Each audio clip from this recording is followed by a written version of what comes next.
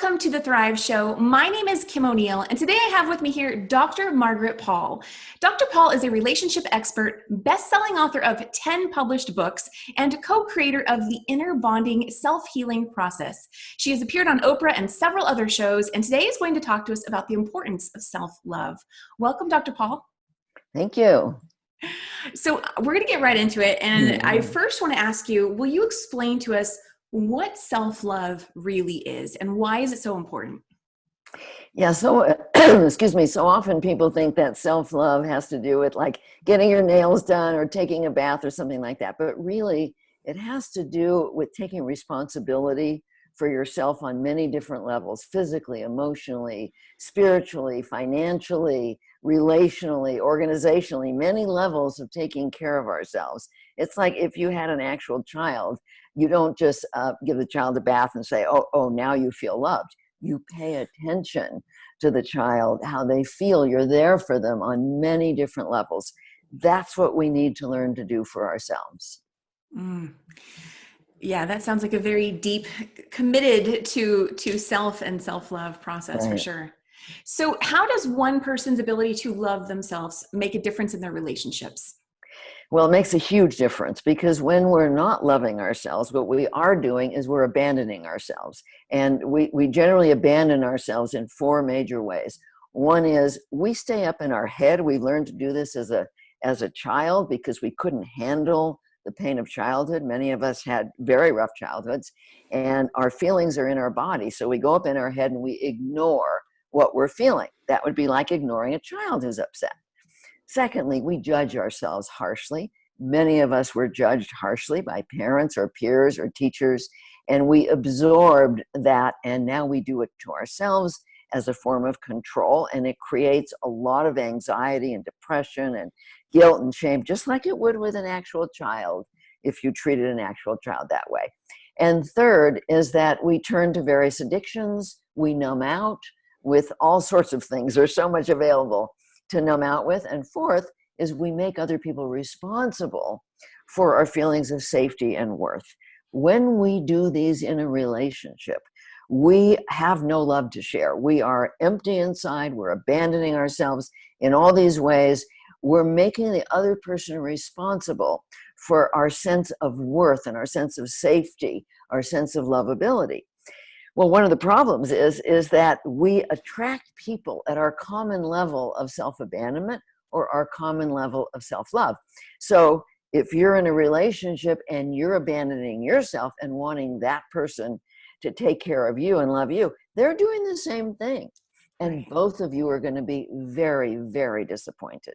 This is a codependent relationship where nobody's loving themselves. They're blaming each other for how they feel. That doesn't work. So learning to love yourself is vital in terms of filling yourself up with love so that you have love to share. So many people think that the best feelings they get are getting love, and that's a huge false belief. The best feelings we get are in learning to love ourselves, fill ourselves with love, and share our love with each other. And it sounds like something that takes a lot of practice to be able to get used to feeling good about loving ourselves too. Well, it does. And that's what I teach. I teach the inner bonding process. It's a 6-step process anybody can learn with practice. They learn to attend to their own feelings. They learn to connect with a source of love, a higher source of love. They learn to take responsibility on all these levels. They learn, what brings them joy and how to fill themselves up. And so then they have love to share. But yes, it does take practice. Anything worth learning takes practice. This is not an instant process. So, but people do need to learn to love themselves. Without that, they're going to go on being anxious and depressed and angry and guilty and shamed and empty and jealous and feeling alone inside. I mean, all these things that so many people suffer from comes from not loving themselves. Wow. Well, now let's take it a little beyond the self, the physical self. What role does our higher wisdom play in self-love? And what would you say is the quickest way to access our higher wisdom? Okay, well, see, the problem is that we don't have many role models for loving ourselves. I certainly didn't have any in my family, and most people say, I don't know how to do it because we haven't seen it. But we Right. all can access our higher mind, a higher source, whatever that is for you. God, spirit, universe, information, universal information, guardian angel, whatever it is, it doesn't matter.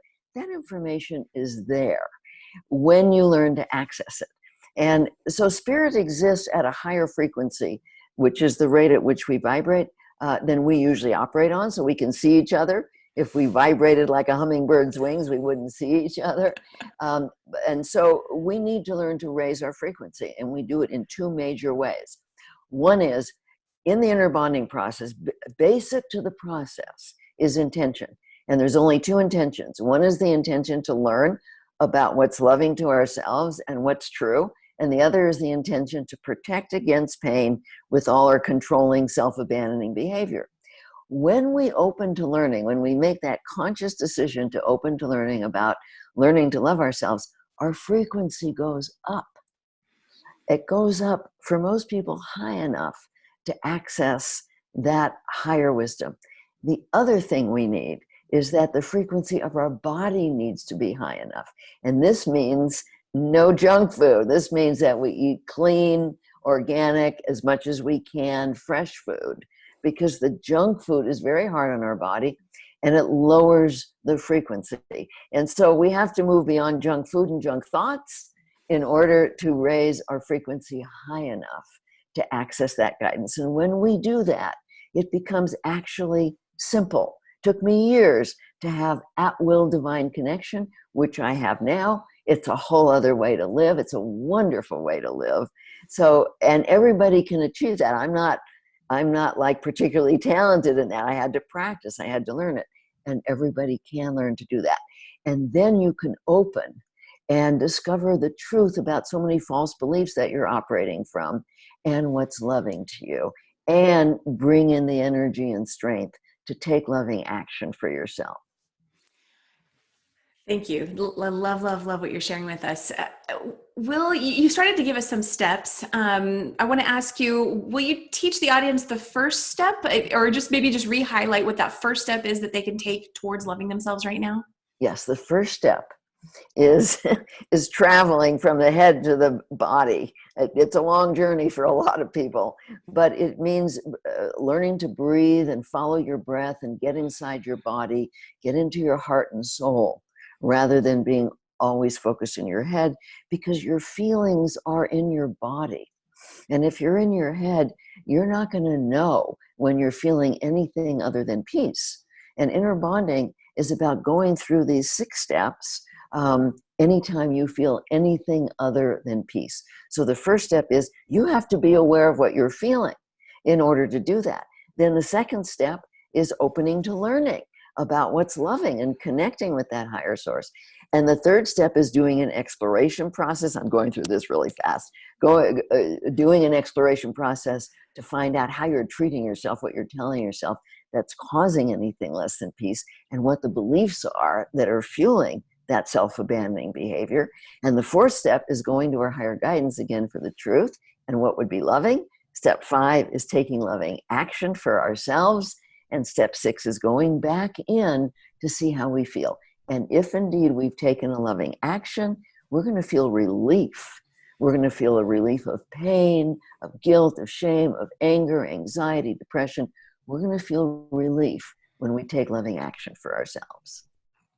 I love that. And I just want to reiterate for our audience, yes, Dr. Paul went very quickly through that. And is there any sort of, I know everyone operates differently, but would you say, is there any sort of common time frame you tend to see people going from not loving themselves to being in a healthier space of loving themselves? You know, it depends on their motivation. A lot of people are very resistant to taking loving care of themselves. They just want somebody else to do it. And if they're very devoted to believing that somebody else will or can, which is a false belief, they're going to resist practicing inner bonding. But if they have been looking for a process, like so many people I work with have been looking for years for a process to learn how to love themselves, they jump right into it. And when people do that, they start to feel better right away. Of course, it takes practice to bring this into your life every day, but it's like with a child. If a child is crying and you attend, the child feels better right away. And that happens with us. Awesome. Dr. Paul, thank you so much for sharing your wisdom and expertise with us today. This was wonderful getting to hear you speak. Thank you so much for the opportunity. Absolutely. And thank you to today's audience. We hope you found value in today's conversation.